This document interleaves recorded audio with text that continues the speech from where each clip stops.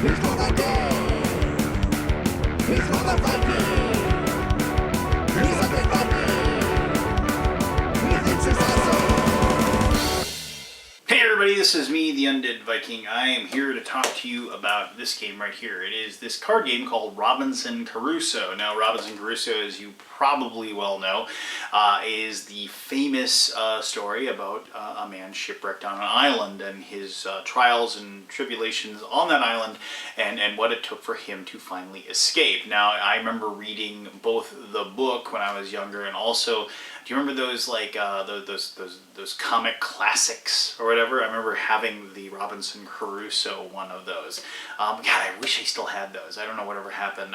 Do they even print those anymore? I'm assuming they do. But regardless, this game is about surviving on the island, and it is about collecting different items that will allow you to perpetuate both the food you need, plus the shelter, and plus all the things that you'll need to protect yourself against the different calamities that are going to happen to you while you're on that island. Now, that could be something as bad as cannibals coming and trying to kill you and eat you, or it could just be about being depressed, about being alone, and what have you. So, the game does a very good job of like having kind of a push your luck aspect to it as far as drawing cards from a large deck, but also using those cards for the different resources that are on one side, but also using the cards as like kind of an abstract food resource as well.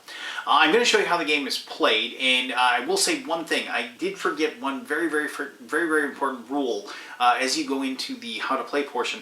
At the beginning of your turn, you have to pay one food. It's basically like you have to take one of your food cards you have in front of you and you have to discard it. That is just, it's just basically, the cost of like, being alive, eating, something on the island. So I didn't do that, but just keep that in mind when I show you how to play the game, and let's go ahead and I'll show you that, and then I'll tell you my final thoughts here in just a few minutes. Alright, so let's show you how Robinson Crusoe is played. Now, this entire game is just this giant deck of cards, and I'm just going to be showing this game from like a one-person perspective. Theoretically, you could play this game by yourself, but it is for multiple people. So at the beginning of the game, each person is going to start off with 5 food resources. Now, each one of these cards has one of several different things on the other side of them. I'm not going to show you the other side of these just yet, because the cards, as you can see on the back, it basically shows like this kind of food that's on the back, because these are the resources, which is food. Food is used obviously to do your turns, just keep you alive, and plus you'll be using them to purchase cards throughout the game. To begin the game, each person is going to get 5 food cards. So you just place 5 food cards out in front of you like so, and those are your beginning resources. As the game progresses, you'll get more and more of these cards. You can stack them up or whatever, just as long as everybody knows how many of these food cards you have at any given moment. So each player will have those 5 in front of them. You'll determine the first player, and then what they're going to do is they're going to start drawing cards off the top of the deck, and this is going to be kind of their exploration phase. This is going to be their scouting about the island and encountering different things. Now, the goal of this is to ultimately find cards, or at least one card that you want, and possibly more cards if you have like Friday as a helper, or if you have exploration cards, you can take more than one card. However, the big thing is that there are threat cards as you turn these over, and if you get 2 threats and the second, like 2 threat cards, if you get the threat card that is the most debilitating, they're ranked 1, 2, or 3. If you can't defeat that with your protections, then your turn is over and you won't be able to pick a card. So let's just kind of just turn our cards over, and we can kind of push our luck and see what happens here. And so, then as I turn these over, I'll kind of describe each card when we turn over. So the first card is, and this is something, okay, so this is, it says a beacon campfire. Now this is actually a victory card.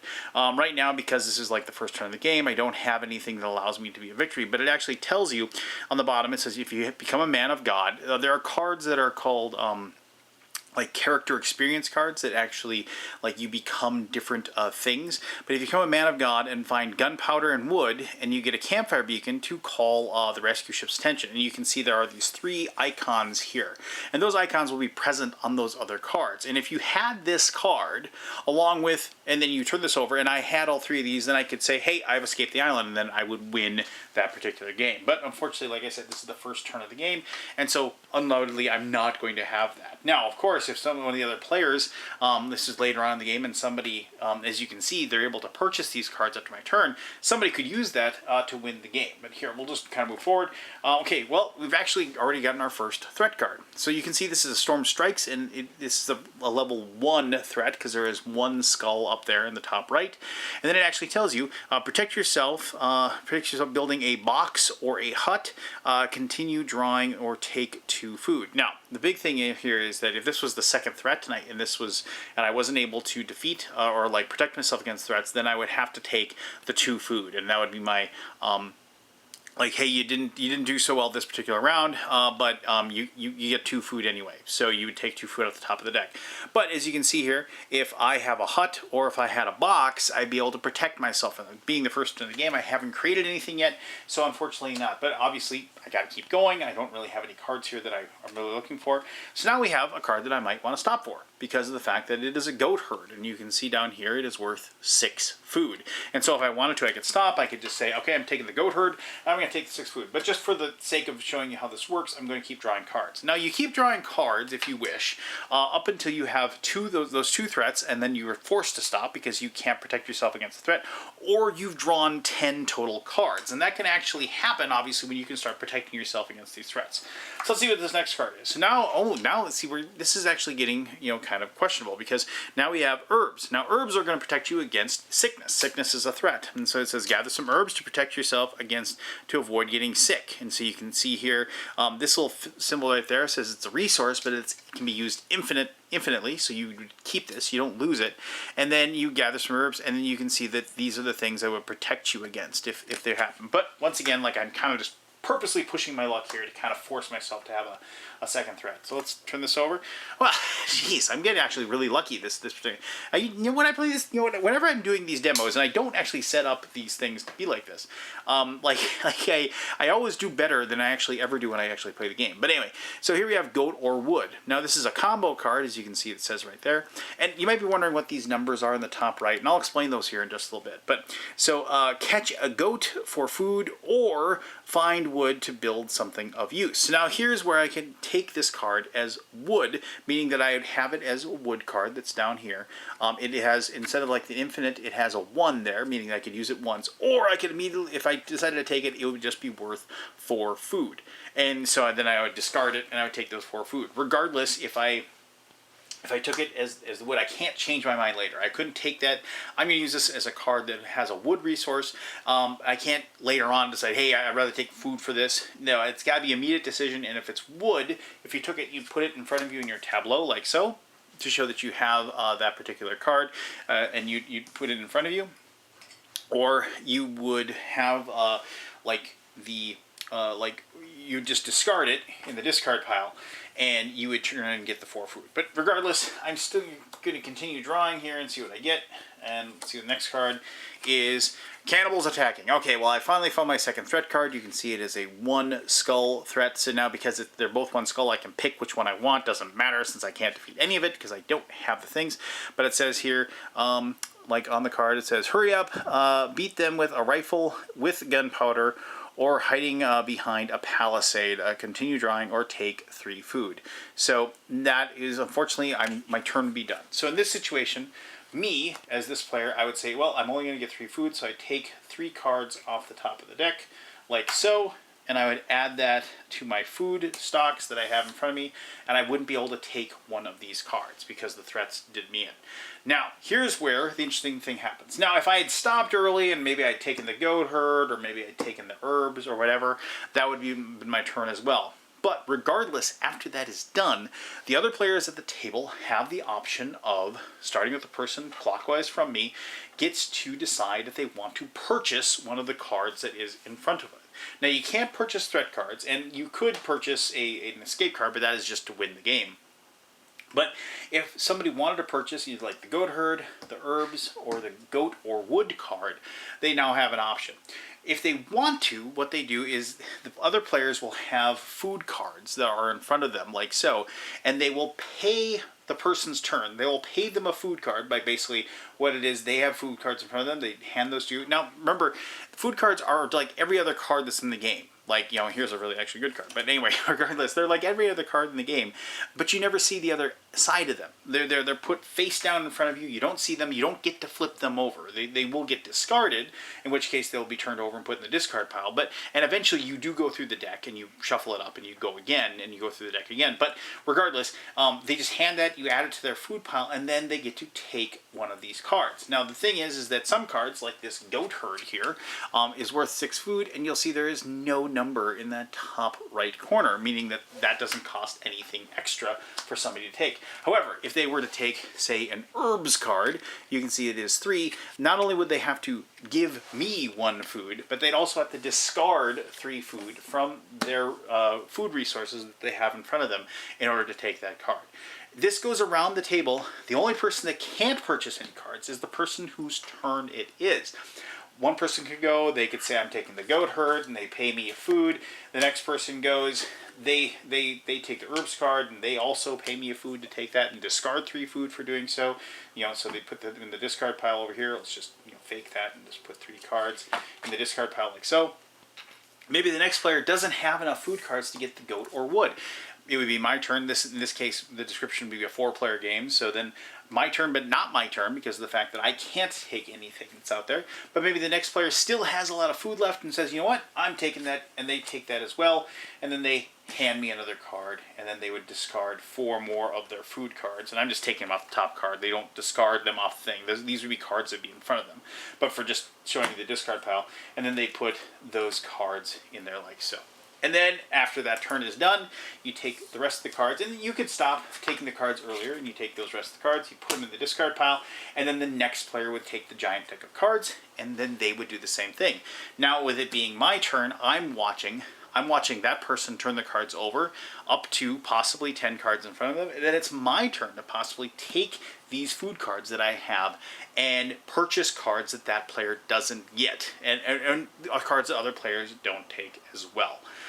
So the game progresses like that, pushing your luck a little bit when turning cards over, trying to get cards that are going to help you, trying to get cards that will level up you as a character in order to get to escape the island. As I said, we had that one card where it had the escape the island. Here's another escape the island card.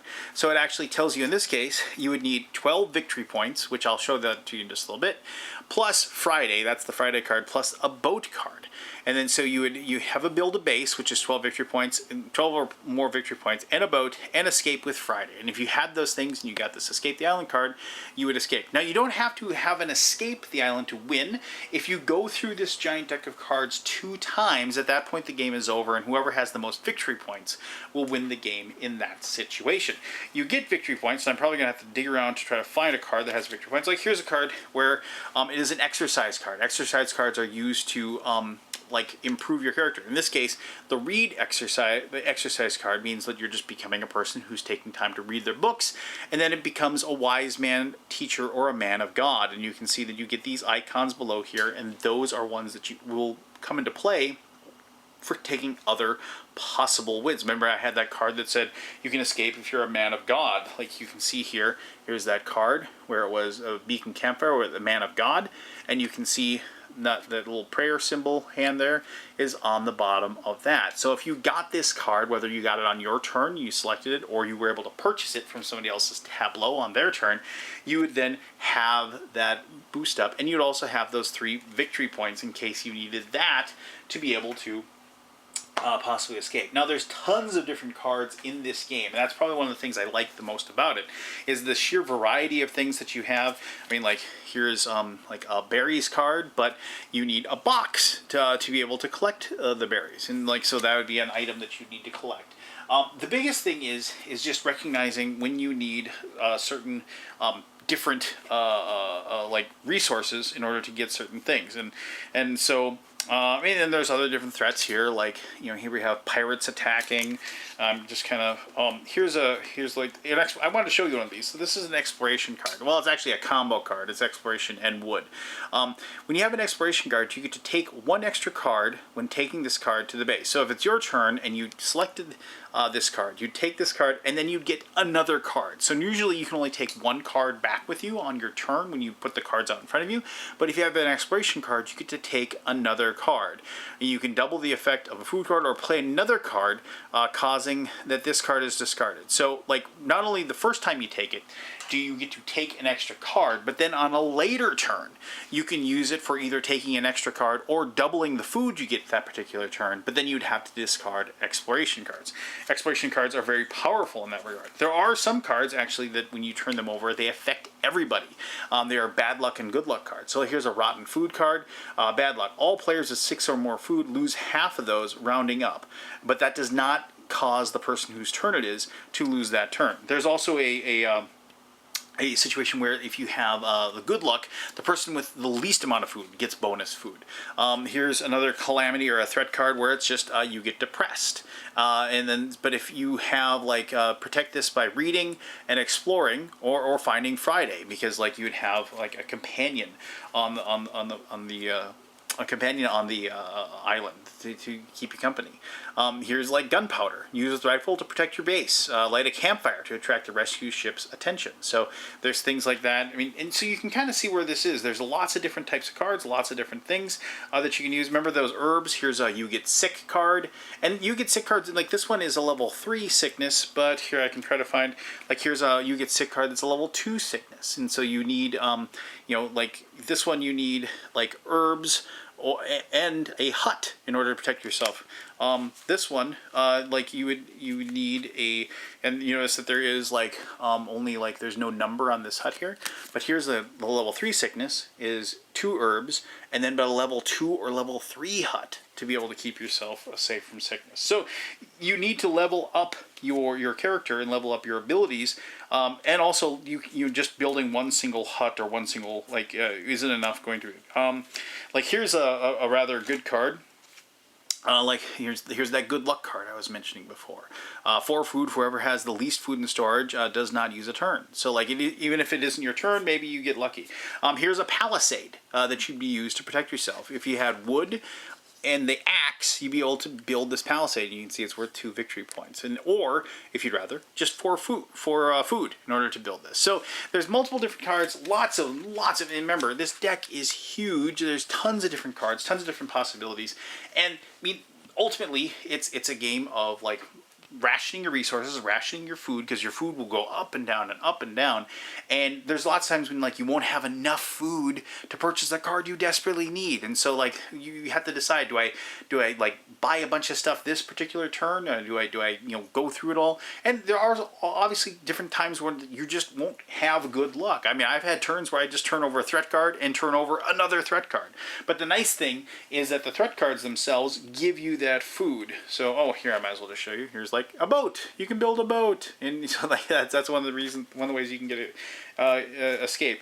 But here, like say you get like depressed, but you still get 5 food. So I did like that like even if you had bad luck and you got like 2 threat cards right away, and you weren't able to protect yourself against that, you did have the capability of like at least you got something for it. And remember, the other people's turns, you still get to do stuff, which is really important too. So you're not just sitting there waiting for somebody to get done with their turn. You are watching what they're doing, and you're hoping that they get cards that you yourself are going to be able to add to your tableau. As I said, the person who escapes the island wins, but it is a situation where you can share victory, because if like depending upon where whoever the first person to go was, if like a person escapes the island, if another person could escape the island by purchasing a card from the cards that are face up in front that they're able to purchase from the tableau and take, you can have multiple people escape the island. If that's the case, then you would go and look at the victory point cards that they have and determine the winner that way. The game takes about maybe 30 to 45 minutes to play. I played it with as few as 2 people and as many as 4, and we all had a really, really good time. Just kind of experiencing what it would be like, in a kind of abstract way of being shipwrecked on an island, and very enjoyable. But let me talk about all of that and more in my final thoughts. All right, so there you go. That is the Robinson Crusoe. Now, there was one card I wish I had shown you, and I'm sorry that I hadn't shown it to you already.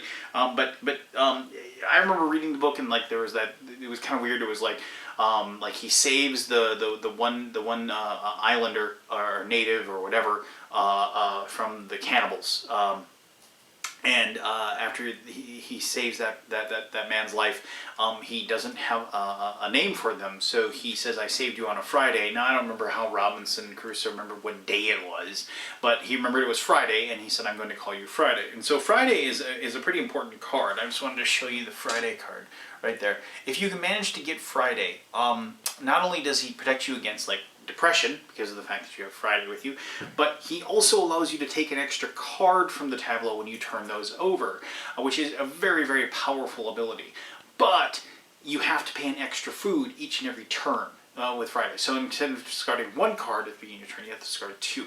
But I wanted to show that to you, and I didn't get a chance to in the gameplay. So obviously pretty important. And just like all the other cards, has the food on the other side. All right, so what did I think? Well, Robinson Crusoe is, like I said, it handles some of the resource aspects, like the food aspect, in a fairly abstract way. I do really like the fact that the cards have I thought it was really clever that the food had the cards had food on the back side, and then representing the food, and then obviously each and every one of the cards is on the other side. It was one of those cards that had those aggravating moments where it was like, oh man, I really need to find an axe to be able to create a palisade or create a hut or whatever, and then you would discard a food card and you realize that on the other side there was an axe, and it was just unfortunate and unlucky that the thing that you really needed was a card that you drew as food. And it actually does come into a weird little thing where there can be a little bit of a groupthink going on, where it's there's one thing to have a huge stockpile of food in front of you, but think of all the cards that you're just not using. You're not getting certain cards. And so as we played this game, we adopted different strategies where it was let's try to see as many cards as we possibly can. And it wasn't having a huge stockpile of food wasn't really helpful because of the fact that you'd get a bad luck card and you just lose half of it anyway. And two, it was you just weren't allowing yourself to kind of see the possibilities of the cards that are on the other side. So there was a fun, it was interesting how we clued into that. I remember the first time we played it, we were always food, food, food, food, food. I want tons of food, because of the fact that that was your resource to purchase things, and we were that's what we need to do. But then all of a sudden we realized, oh my gosh, it's why can't I find gunpowder? Oh, because we've been chewing up all the gunpowder and turning it into food, basically. So the next time we played, we're okay, let's slow down the food intake that we're getting here. Maybe just keep barely enough to keep going, and then everybody kind of slowed down a little bit, and they weren't so gung-ho with turning the cards over to push your luck aspect, and they were allowing themselves more of a meager, slow beginning too. And because of the fact that you go through the deck twice before you actually get to the end, I think also teaches you that okay, if we just slow it down a little bit and we allow our bases to grow. I remember the first time we played it was nobody really was able to build anything. But then we once again we kind of learned. It was okay, no, wait, no, we have to actually see what these cards have, and then getting an axe and then getting wood and being able to build a hut and build a palisade and things like that really allowed us to start defeating those threats. And I think it's a game that the game teaches you through repeated plays that you have to crawl for a while before you can get up and start running. And I actually like that. I like when I play a game that it can be kind of brutal, it can be kind of tough and merciless on me, but then as the game teaches me, no, you might be playing this the wrong way if you catch my meaning. So that was a very pleasant surprise. Now, ultimately, the things about the game, the mechanics work, the gameplay works. It's for 1 to 4 people. I found playing a 2-player game was really, really fun. My daughter and I really enjoyed the aspect of kind of seeing each person's experience on the island differ and switch, and wondering about maybe I should just take a card now and not just keep turning cards over because I don't want to really help out my neighbor. I don't want them to have access to these things. So those are things, that aspect of the game I really enjoyed. Because remember, like, you get to just take the card on your turn, right? You just get it. But if it's something, you have to buy it if it's somebody else, and also being able to know how many food they have available to purchase a card, those sorts of things. Like you could say, well, you're not gonna be able to buy this because it'll use up all your food, and then and things like that. So there is like some thinky stuff that goes on, and but it has just the right amount of the randomness, just the right amount of like the press your luck tension moment that I also really enjoyed. So if you're looking, like I said, this is the entire game. It's just a big giant deck of cards, and it comes in this little box. If you're looking for something this is like that perfect quick little. Like, I wouldn't say quick or little because it does have a lot of decisions to make. But I mean, if you're looking for that 30 to 45 minute game that everybody can kind of just sit down and like play over a lunch period or something like that, this is something you'd enjoy. The artwork on this is fantastic, absolutely amazing. And plus, like, I mean, it's really, really easy to teach. The rules actually come on like a 4-page, like a 4-panel, both back and either side. So it's basically got like, I would guess if it was a full rule book, it'd be like 2 pages of rules. And plus I said the myriad of different cards, I was a little bit worried about at first, but then I realized that the iconography on the cards and everything was very, very intuitive. It's like, oh, that looks like a boat. Oh, it's a boat, and things like that. Like the wise man is the person that has like the university hat on, things like that. So the iconography was intuitive, and the game just kind of made sense and told a narrative flow as well. So there you go. That is Robinson Crusoe. If you have any questions about that game, go ahead and ask away. I'll be happy to answer those as best as I can. As always, thank you very much for taking the time to watch this video. I really appreciate it. And also, as always, be the best version of you that you possibly can be. It's an ongoing challenge for each one of us, each one of us humans, every single day of our lives. But I guarantee you, the more you work at it, the more you try just to be that person that people want to be around, the more happiness, the more smiles, the more love, the more warmth you are going to experience in this world as well. So until next time, I am the Undead Viking, and I'm telling you, you're awesome, and I'll see you next time.